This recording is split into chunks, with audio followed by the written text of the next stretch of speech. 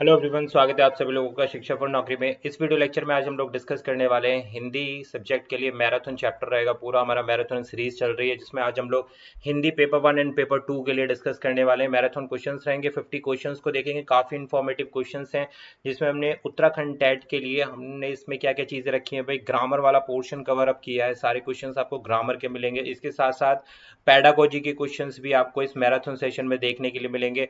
साथ साथ इसमें साहित्य के भी क्वेश्चंस आपको देखने के लिए मिलेंगे। तो काफ़ी यूजफुल सेशन है आप लोगों के एग्जाम्स के लिए।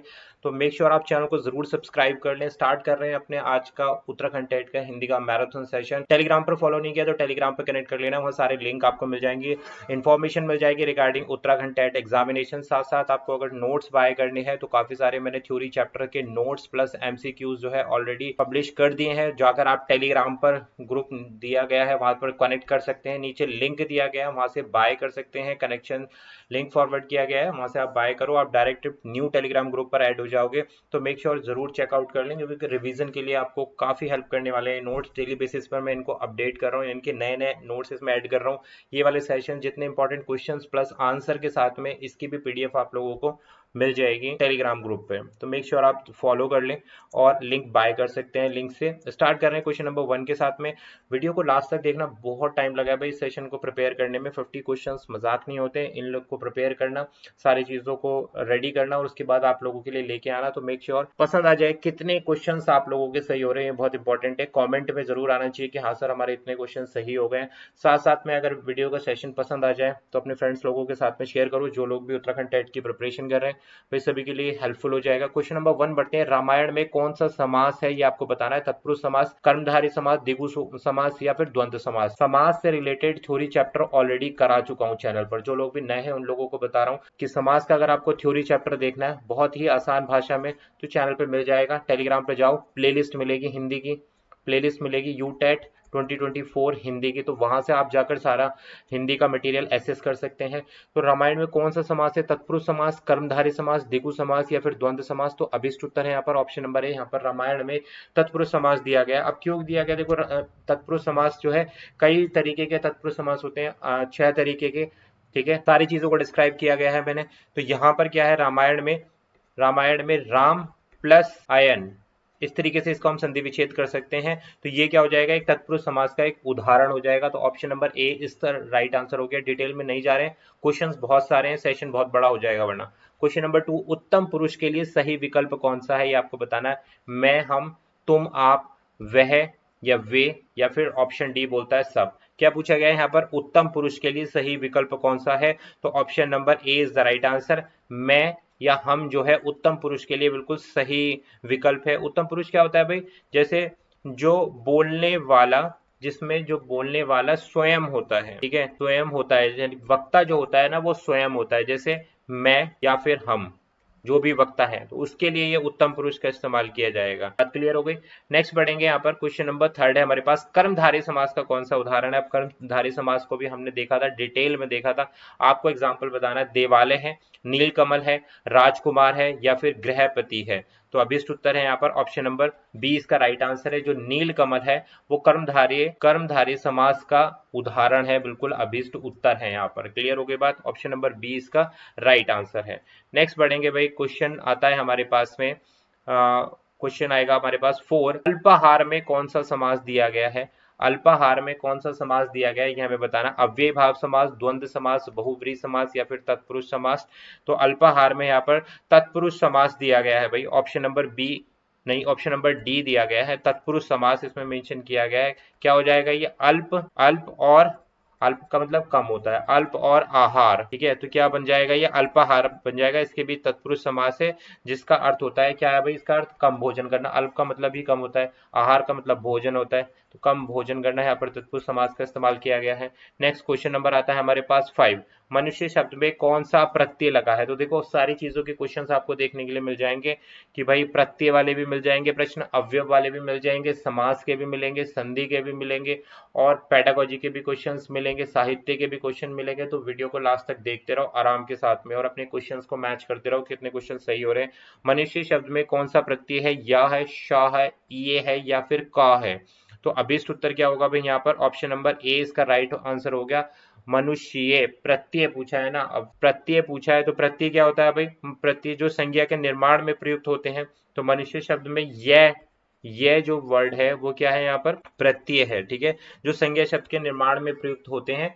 तो ये हो गया हमारे प्रत्यय, ऑप्शन नंबर ए इसका राइट आंसर हो गया। नेक्स्ट आता है क्वेश्चन नंबर 6, निम्नलिखित में से किस वाक्य में सुमेचित प्रयोग हुआ है, ये आपको बताना है। वह विद्यालय जा रही है, मैं पुस्तक पढ़े, वह दौड़ रहा है हूँ, राम खेलते हैं।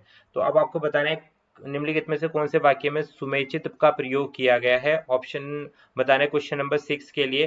तो क्या राइट आंसर होगा, मतलब ऑप्शंस में वह विद्यालय जा रही है। तो देखो ये प्रोनाउंसिएशन की दृष्टि से यानी कि उच्चारण और व्याकरण की दृष्टि से बिल्कुल अभीष्ट उत्तर है, यही हमसे पूछा गया था, जो इनमें से सही है। मैं पुस्तक पढ़े, ये तो व्याकरण की दृष्टि से और आपके उच्चारण की दृष्टि से बना ही नहीं। वह दौड़ रहा हूँ, वह दौड़ रहा है होना चाहिए था यहाँ पे। राम खेलता है, खेलते हैं नहीं, राम खेलता है। तो ये क्या था, ये अशुद्ध वाक्य थे यहाँ पर। तो हमारा शुद्ध वाक्य क्या था, ऑप्शन नंबर ए। क्वेश्चन नंबर आता है 7, निम्नलिखित में से किस शब्द में बहुब्रीहि समास दिया गया है। राजपुत्र, चक्रधारी, नीलकंठ या फिर देवदूत। तो कौन से समास के बारे में पूछा गया है यहाँ पर, बहुब्रीहि समास के बारे में पूछा गया। तो अभिष्ट उत्तर क्या होगा यहाँ पर, ऑप्शन नंबर सी इसका राइट आंसर होगा। नीला है कंठ जिसका, नीलकंठ का मतलब क्या है, नीला है जिसका, कंठ जिसका। तो नीला क्या है, विशेषण, विशेषण है। और कंठ क्या है यहाँ पर, जिसके बारे में बताया जा रहा है। कंठ के बारे में क्या विशेषता बताई जा रही है कि भाई नीला है जो कंठ। तो कौन सा समास हो गया यहाँ पर हो गया भाई बहुब्रीहि समास हो गया यहाँ पर, ठीक है, जिसमें किसी अन्य वस्तु का बोध कराया जाए विशेषण के रूप में। नीला है कंठ जिसका, नीलकंठ, ठीक है। तो विशेषण और विशेष्य यानी कि option number C is the right answer हो गया इसका बहुब्रीहि समास। नेक्स्ट आता है हमारे पास क्वेश्चन नंबर 8, स्वर्णिम शब्द में कौन सा प्रत्यय लगा है, आपको बताना। इम लगा है, अन लगा है, इत लगा है या फिर इक लगा है। क्या पूछा गया, प्रत्यय पूछा गया है यहाँ पर। शब्द है हमारे पास स्वर्णिम, तो ऑप्शन नंबर ए इसका राइट आंसर हो जाएगा, स्वर्णिम। इम कहाँ से, लास्ट एंड में जिसके जो चीज जुड़ी होती है तो उसको हम क्या बोलते हैं, शब्दों के प्रत्यय बोलते हैं। तो इम प्रत्यय लगाए जो विशेषण बनाने के लिए प्रयुक्त होते हैं, और इसका अर्थ क्या है भाई, स्वर्ण जैसा। स्वर्णिम मतलब स्वर्ण जैसा जो होता है। Option A is right answer. Next question number 9, आगंतुक शब्द में कौन सा उपसर्ग है। उपसर्ग क्या होगा, जो शब्दों के स्टार्टिंग में लगेंगे। प्रत्यय क्या हो गया, जो बाद में लगेंगे। तो आगंतुक में आग है, ए है, अंत है या फिर तुक है। तो राइट आंसर क्या है हमारे पास, इजीली है ये प्रश्न, option number A is the right answer. Starting में क्या लगा, आगंतुक, तो आग क्या हो गया यहाँ पर, उपसर्ग हो गया। उप का मतलब क्या होता है, पहले लगकर जो शब्दों के अर्थ पे परिवर्तन कर देते हैं। नेक्स्ट क्वेश्चन नंबर आता है 10, क्रिया विशेषण का सही उदाहरण इनमें से कौन सा, बहुत तेज, सुंदर फूल, दूर से, हरे पेड़। तो राइट आंसर क्या है हमारे पास, option number C is the right answer होगा। क्या पूछा गया था, क्रिया विशेषण का जो सही उत्तर कौन सा है, सी इसका अभिष्ट उत्तर होगा। दूर से क्रिया विशेषण, क्योंकि क्या होता है इसमें, क्रिया क्या है, क्रिया क्या है, क्रिया मतलब जो भी कार्य किया जाता है उसकी स्थिति को बताया जाता है यहाँ पर। तो यहाँ क्या है भाई, कार्य किस प्रकार से किया जा रहा है, तो दूर से किया जा रहा है कार्य, ठीक है। तो ऑप्शन नंबर सी इसका राइट आंसर हो गया। नेक्स्ट बढ़ेंगे क्वेश्चन नंबर 11 के साथ पे बढ़ेंगे। परिश्रम में कौन सा समास दिया गया है, कर्मधारय समास, तत्पुरुष समास, बहुब्रीहि समास या फिर द्वंद्व समास। परिश्रम पूछा गया है, तो ऑप्शन नंबर ए नहीं, बी इसका राइट आंसर रहेगा। परिश्रम में आपका कौन सा समास आ रहा है भाई, तत्पुरुष समास आ रहा है। तत्पुरुष समास क्या आ रहा है, परि जमा श्रम, परि जमा श्रम क्या हो गया भाई हमारा, परिश्रम योग से बना हुआ है, ठीक है। इसमें क्या हो गया, परि यहाँ पर क्या हो गया, उपसर्ग हो गया, और श्रम क्या हो गया यहाँ पर, मूल शब्द हो गया। तो तत्पुरुष समास आ गया, क्लियर। नेक्स्ट पढ़ेंगे क्वेश्चन नंबर 12 के साथ, दशरथ में कौन सा समास है, द्वंद्व समास, अव्ययभाव समास, द्विगु समास या फिर तत्पुरुष समास। तो दशरथ में यहाँ पर हमारा द्विगु समास है, ऑप्शन नंबर सी इसका अभिष्ट उत्तर हो गया। सी द्विगु कैसे हो गया, दशरथ में क्या आ गया भाई, 10 आ गया ना, नंबर आ गए, और 10 क्या हो गया, योग हो गया, 10 और रथ, 10 और रथ। तो 10 यहाँ पर नंबर को डिफाइन कर रहा है, जिसका अर्थ क्या है, 10 रथों का स्वामी। तो यहाँ पर द्विगु समास हो जाएगा, दशरथ मतलब 10 रथों का स्वामी। ऑप्शन सी इसका राइट आंसर हो गया। नेक्स्ट बढ़ते हैं क्वेश्चन नंबर 13 के साथ, कल शब्द में कौन सी संधि दी गई है, स्वर संधि, व्यंजन संधि, दीर्घ संधि या फिर यण संधि। तो कल स्वर में भैया व्यंजन संधि दिया गया है, ऑप्शन नंबर बी इसका अभिष्ट उत्तर रहेगा, 20 का अभिष्ट आंसर रहेगा। स्वर संधि, दीर्घ संधि, यण संधि ये डिस्कस कर चुके हैं हम लोग। नेक्स्ट क्वेश्चन नंबर आता है 14, अन्यथा में कौन सा समास दिया गया, द्विगु, तत्पुरुष समास, कर्मधारय समास या फिर अव्ययभाव समास। तो क्या पूछा गया है यहाँ पर, अन्यथा पूछा गया है। तो यहाँ पर अन्यथा में ऑप्शन नंबर डी इसका राइट आंसर होगा। अव्यय भाव समास आता है भाई अन्यथा में, ठीक है, जिस अव्यय भाव समास का उदाहरण है ये अन्यथा। नेक्स्ट क्वेश्चन आएगा 15, गुण संधि का उदाहरण कौन सा है? देवर्षि, बालाकाश, कांति या फिर स्वागत। तो गुण संधि के बारे में पूछा गया है भाई, गुण संधि भी मैं आप लोगों को करा चुका हूं। ऑप्शन नंबर ए इसका राइट आंसर है। देव जमा ऋषि क्या बनाएगा मिलके? देवार्षि बनाएगा। गुण संधि में क्या होता है, जैसे ए हो गया, ई हो गया या फिर ऊ हो गया, तो इन ध्वनियों का मेल होता है। जैसे देव आ बना रहा है ना, और ऋषि के मेल से क्या बनेगा? देवर्षि बनेगा। तो ये क्या हो गई भाई? गुण संधि हो गई यहाँ पर। ऑप्शन नंबर ए इसका right answer. Next question number 16, अव्यय शब्द का सही उच्चारण कौन सा है? क्योंकि, छात्र, अध्यापक या फिर भोजन। अव्यय शब्द का सही उदाहरण पूछा है, इनमें से कौन सा होगा? क्योंकि होगा, छात्र होगा, अध्यापक होगा, भोजन होगा। तो ऑप्शन नंबर ए इसका अभिष्ट उत्तर होगा, क्योंकि आएगा। क्या होता है भाई? क्योंकि इसका रूप और या फिर काल कभी नहीं बदलता। क्योंकि में क्या होता है? कोई भी टेंस नहीं लगेगा, यानी कि कोई भी काल नहीं लग रहा, कोई भी इसका रूप परिवर्तन नहीं हो रहा है, ठीक है। तो अव्यय शब्द होते हैं जिनका कोई भी रूपांतरण नहीं होता है, तो यहाँ पर क्योंकि है। छात्र, अध्यापक, भोजन का रूपांतरण हो सकता है, अव्यय का रूपांतरण यहाँ पर नहीं हो सकता, तो ये इसका उदाहरण हुआ। नेक्स्ट क्वेश्चन नंबर 17, व्यंजनों का सही वर्गीकरण कौन सा है? ऑप्शन ए है, बी है, सी है या फिर डी है। तो राइट आंसर क्या है यहाँ पर? व्यंजनों का सही वर्गीकरण ऑप्शन नंबर ए, क, ख, ग, घ, ये सही वर्गीकरण दिया गया है व्यंजनों का, ठीक है। व्यंजन वे ध्वनियां होती हैं जिसमें उच्चारण में वायु में क्या होता है? अवरोध होता है, वायु का अवरोध होता है। जैसे क रुक रही है ना वायु मुंह से बोलते हुए, ख, घ, घ, तो अवरोध हो रहा है ना वायु का उच्चारण में, तो option number A is the right answer. Next question आता है 18, श्रृंगार रस पे क्वेश्चन है। श्रृंगार रस का विभाव कौन सा है? श्रृंगार रस में प्रेम है, हर्ष है, रति है या फिर करुणा है। तो देखो श्रृंगार रस का विभाव जो पूछा जाता है तो वो ऑप्शन नंबर सी रहेगा। श्रृंगार रस का विभाव रति होता है, जो किस चीज से होता है? प्रेम के आकर्षण से। प्रेम और आकर्षण का जो भाव होता है वो रति। ऑप्शन श्रृंगार रस का विभाव ऑप्शन नंबर सी रति हो गया। नेक्स्ट आता है 19, रोला छंद में कितनी मात्राएं होती हैं? भाई इंपॉर्टेंट है ये प्रश्न, रोला छंद में कितनी मात्राएं होती हैं? तो देखो भाई रोला छंद में 24 मात्राएं होती हैं। Option number C is the right answer, ठीक है। अब इससे आगे का एक बार क्वेश्चन और देख लो, दोहा में कितनी मात्राएं होती हैं? दोहा में कितनी मात्राएं होती है? तो यहाँ भी हमारे पास ऑप्शन नंबर सी रहेगा। 24 24 नहीं होगा, यहाँ पर 24 मेंशन करना चाहिए। यहाँ पर ऑप्शंस में थोड़ा सा यहाँ पर फेरबदल है। तो देखो यहाँ पर मात्राएं तो हमारे पास 24 होंगी और इधर भी हमारे पास 24 होंगी, लेकिन यहाँ पर थोड़ा सा डिफरेंस कैसे समझते हैं हम?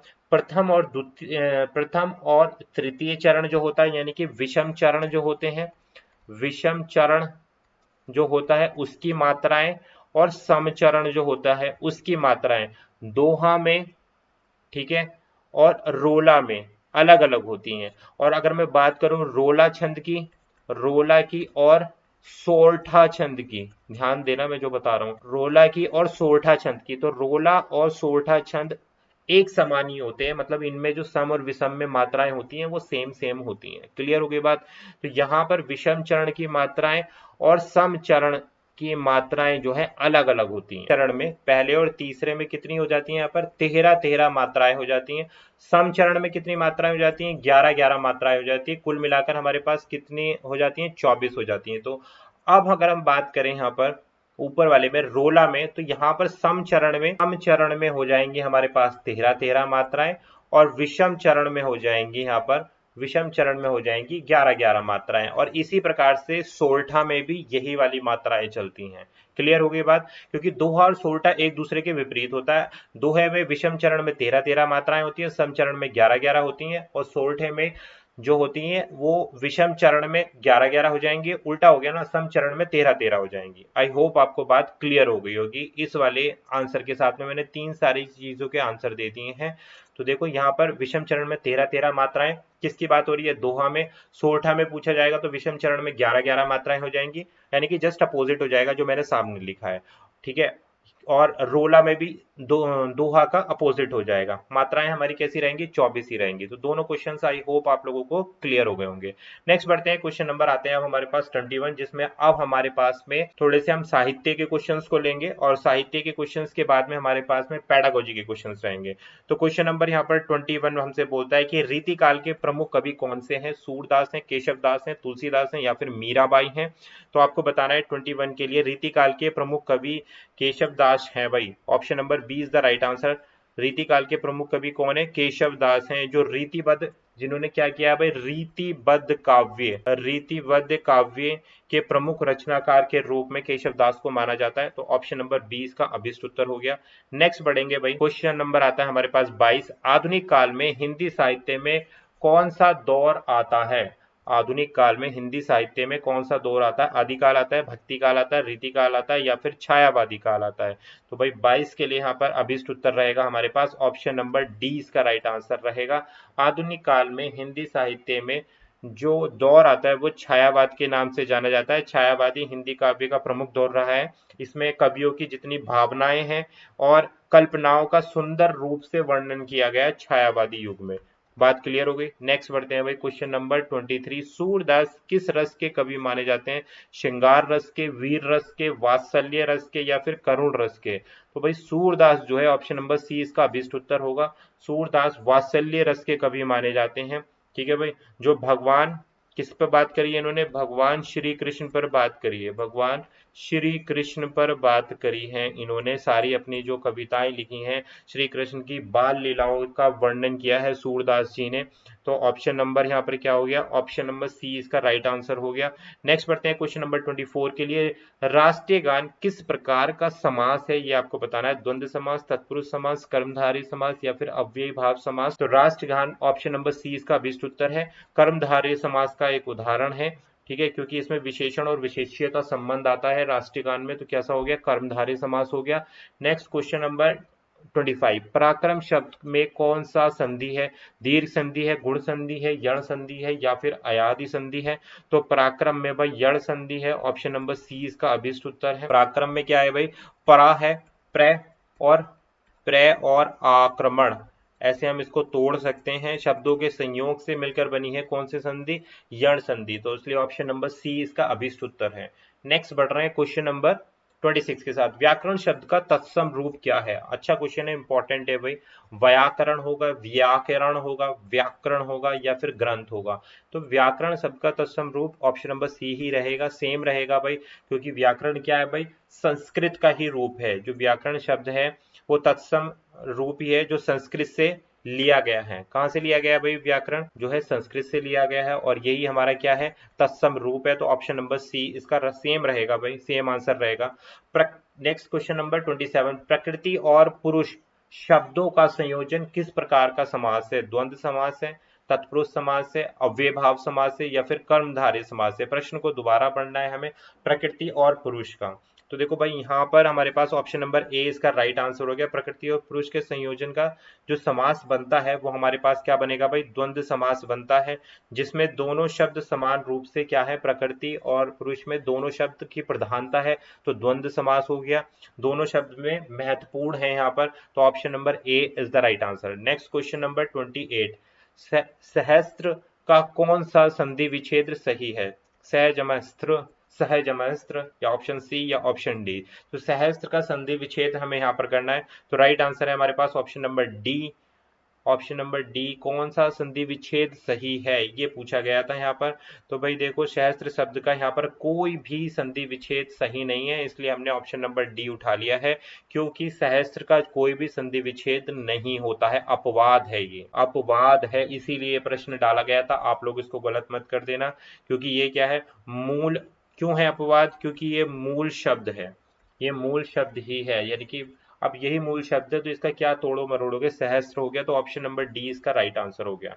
नेक्स्ट बढ़ेंगे भाई, प्रश्न नंबर 29, महाभारत में कौन सा समास है, द्वंद्व समास है, तत्पुरुष समास है, अव्यय भाव समास है या फिर कर्मधारय समास है।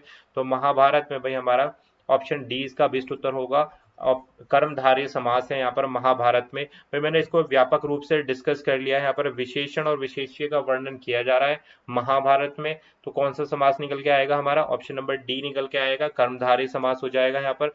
नेक्स्ट आता है भाई प्रश्न नंबर 30, हिंदी भाषा के शिक्षण में बाल केंद्रित शिक्षण का क्या उद्देश्य है? पेडागोजी का क्वेश्चन आ गया आप लोगों के सामने। बाल केंद्रित शिक्षण का क्या उद्देश्य है? शिक्षक की सक्रियता पर जोर देना, पाठ्यक्रम को संकीर्ण करना, बच्चों की रुचि और आवश्यकताओं के अनुसार शिक्षण करना, केवल व्याकरण पर ही ध्यान देना।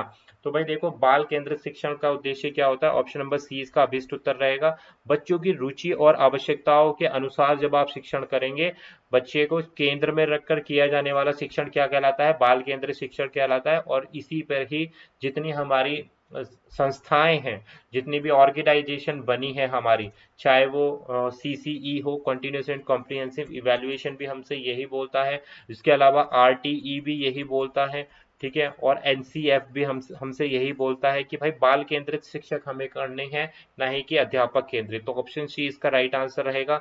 नेक्स्ट आता है क्वेश्चन नंबर 31 के लिए, पूर्णांक पद्धति का प्रयोग किसके लिए किया जाता है? भाषा के उच्च उच्चारण के लिए, मतलब भाषा के उच्चारण के लिए, शब्दों का अर्थ समझने के लिए, वाक्यों की संरचना के लिए, वाक्य और शब्दों के वास्तविक संदर्भ के साथ पहचान के लिए। क्या पूछा गया है यहाँ पर? पूर्णांक पद्धति का प्रयोग क्यों किया जाता है? तो ऑप्शन नंबर डी इसका राइट आंसर रहेगा। वाक्यों और शब्दों के वास्तविक संदर्भ के साथ पहचान के लिए पूर्णांक पद्धति का उपयोग किया जाता है भाई। तो पूर्णांक पद्धति में क्या होता है? ये भाषा शिक्षण के लिए इस्तेमाल की जाती है।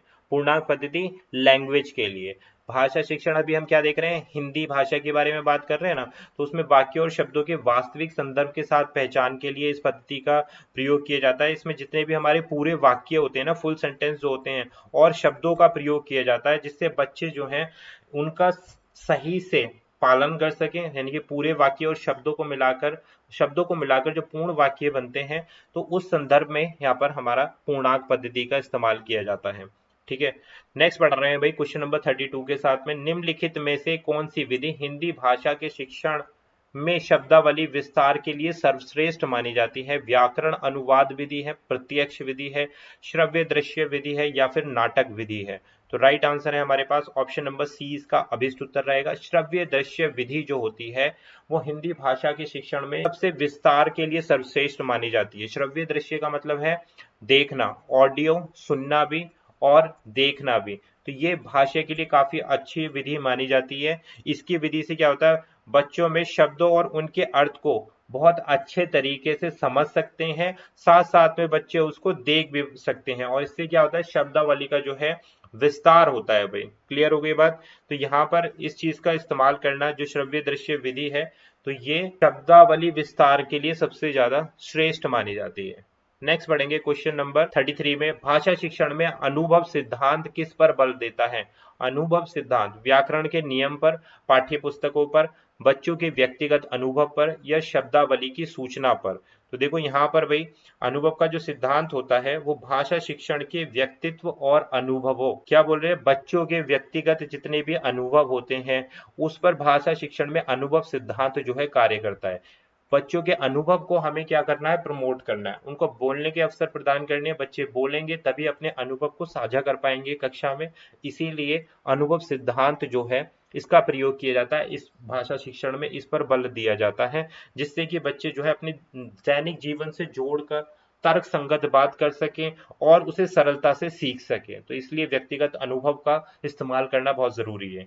नेक्स्ट क्वेश्चन नंबर आता है 34, हिंदी भाषा शिक्षण में दोहराव, जिसको रिपीटिशन बोलते हैं, की तकनीक का मुख्य उद्देश्य क्या है? भाषा की रचनात्मकता को बढ़ाना, शब्दों और वाक्यों की पुनरावृत्ति से बेहतर समझ बनाना, बच्चों को कठिन शब्द सिखाना। कठिन शब्द सिखाने के लिए कभी भी दोहराव का इस्तेमाल नहीं किया जाता, केवल उच्चारण को सुधारना।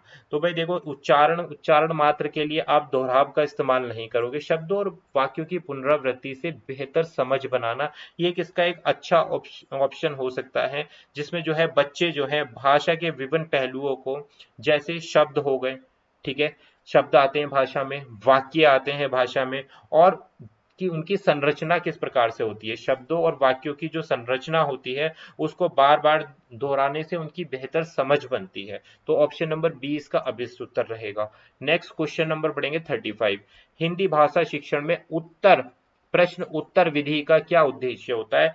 बच्चों को भाषा के सिद्धांत को सिखाना, व्याकरण का गहन ज्ञान करना, केवल व्याख्यान देना, बच्चों के चिंतन और समझ को विकसित करना।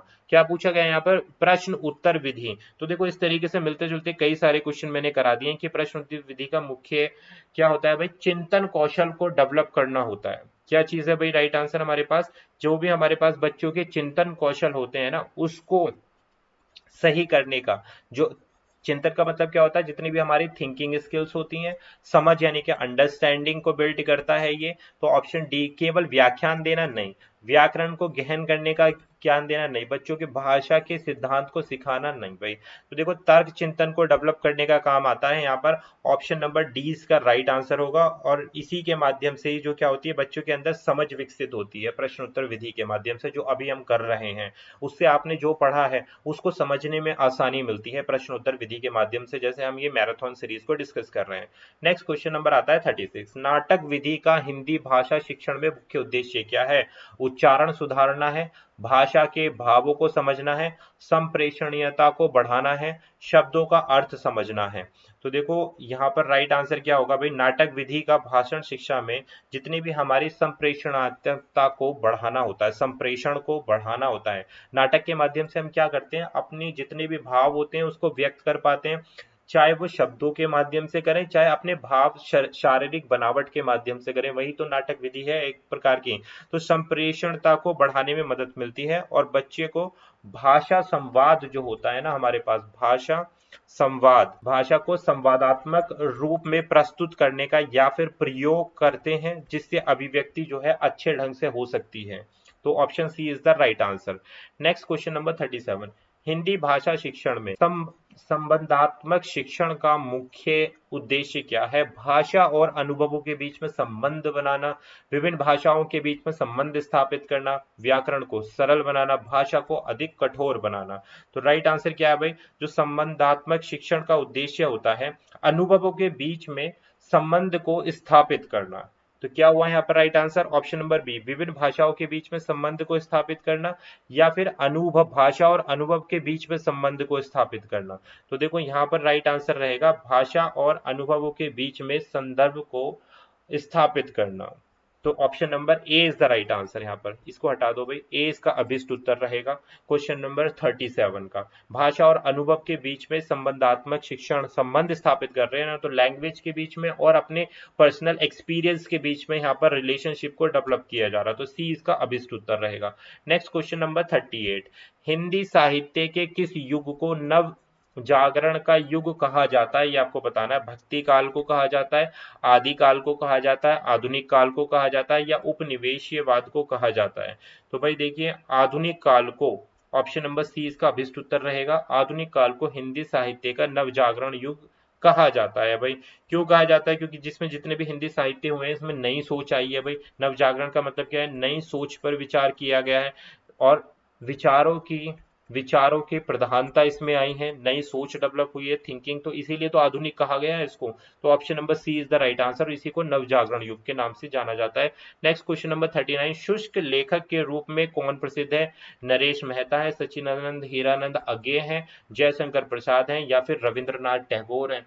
तो शुष्क लेखक के रूप में ऑप्शन नंबर बी इसको राइट आंसर ब्लॉक कर दो आप। इनको सच्चिदानंद हीरानंद वात्स्यायन अज्ञे। तो आपने इनकी जीवनी भी पढ़ी होगी, तो अज्ञे के नाम से ये बहुत ज्यादा फेमस है। पूर्ण नाम इनका ये है। तो ये शुष्क लेखक के रूप में जाने जाते हैं भाई।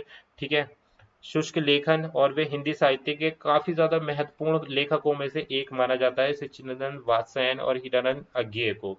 नेक्स्ट क्वेश्चन नंबर बढ़ते हैं 40। राधिका किस प्रकार की काव्य का नाम है? रामचरितमानस है ये, मृच्छकटिका है, नंदलमंती है, या फिर चंद्रकांता संप्राप्ति है? तो राधिका किस प्रसिद्ध काव्य का नाम है? तो option number C is the right answer. Nal Damayanti जो है, राधिका किस प्रसिद्ध काव्य का नाम है? नल दमयंती।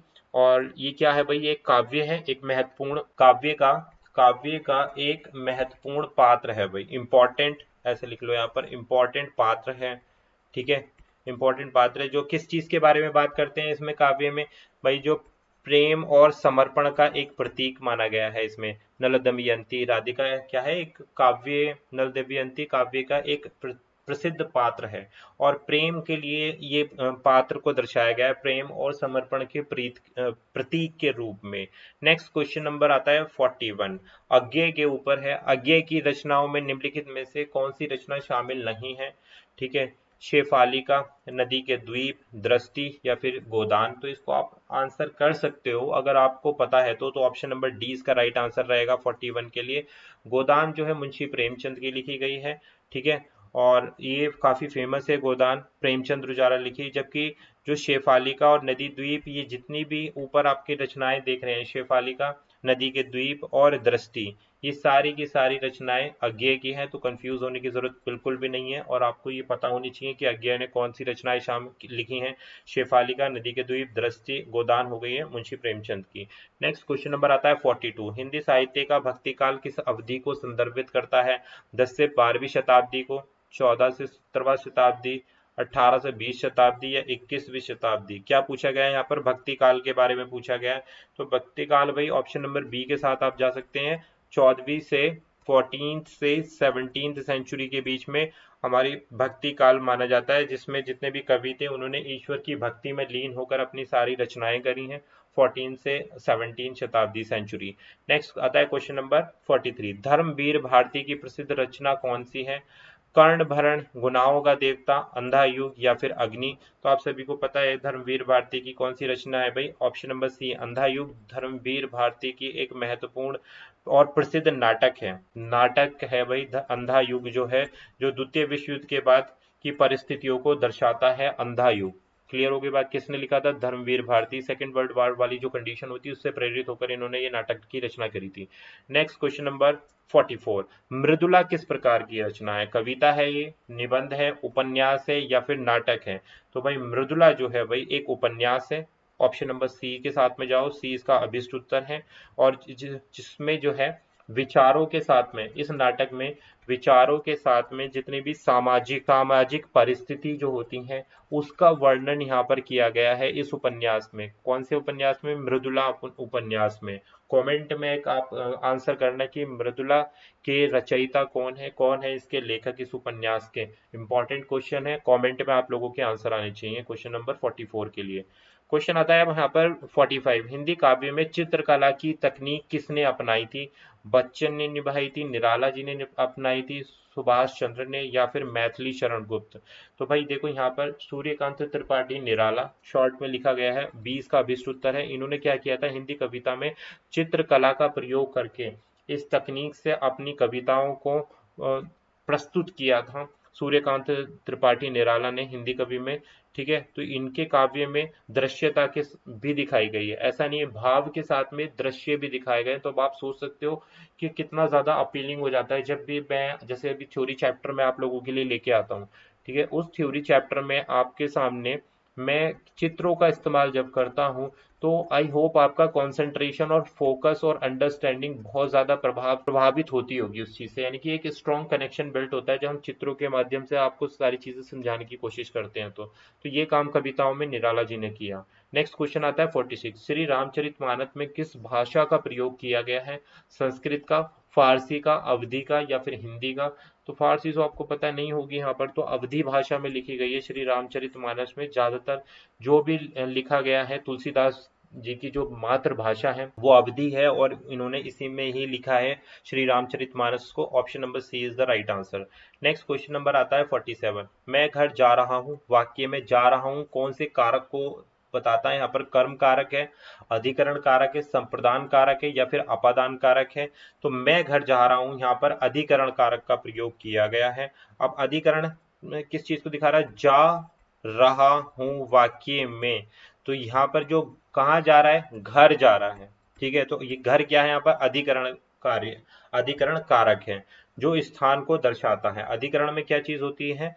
वाक्य में जा रहा हूं, कहा? मैं घर जा रहा हूं। घर क्या है? एक स्थान है और वही अधिकरण कारक जो है स्पष्ट करता है। नेक्स्ट बढ़ते हैं क्वेश्चन नंबर 48 के साथ में, वह तेज दौड़ता है, वाक्य में तेज का प्रयोग किस प्रकार का विशेषण है? गुण विशेषण है, संख्यावाचक विशेषण है, परिमाणवाचक विशेषण है या फिर स्थानवाचक है?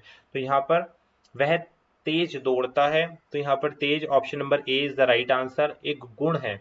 ठीक है, गुण विशेषण है यहाँ पर तेज तेज दौड़ता है में तो तेज जो है गुण विशेषण के रूप में यहाँ पर कार्य कर रहा है, जो दौड़ने की गति को दर्शा रहा है। तो option number A is the right answer. Next आता है क्वेश्चन नंबर 49।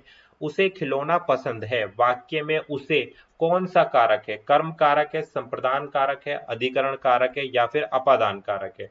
तो यहाँ पर राइट आंसर होगा हमारे पास ऑप्शन नंबर बी, संप्रदान कारक है। उसे यहाँ पर संप्रदान कारक के रूप में प्रयुक्त हुआ है, ठीक है, क्योंकि यह उस व्यक्ति को दर्शाता है जिसमें, किस व्यक्ति को, उसे किसे दर्शा रहा है कि जिसे खिलौना पसंद है। उसे यहाँ पर कौन बता रहा है कि कोई ऐसा व्यक्ति जिसको खिलौना पसंद है, तो ये संप्रदान कारक का एक उदाहरण हुआ। Option number B is the right answer. Next question number आता है 15। निम्नलिखित में से कौन सा शब्द एक उपसर्ग है? भाई आपको बताना है, अनु है, बड़ा है, घर है, या फिर किताब है। बहुत आसान सा क्वेश्चन मैंने डाला सबसे लास्ट में, तो option number A is the right answer. उपसर्ग क्या होता है? स्टार्टिंग में लगते हैं ना उपसर्ग, तो ऑप्शन ए अनु जो है उपसर्ग के रूप में कार्य करता है। तो भाई ये थे हमारे हिंदी मैराथन के 50 प्रश्न।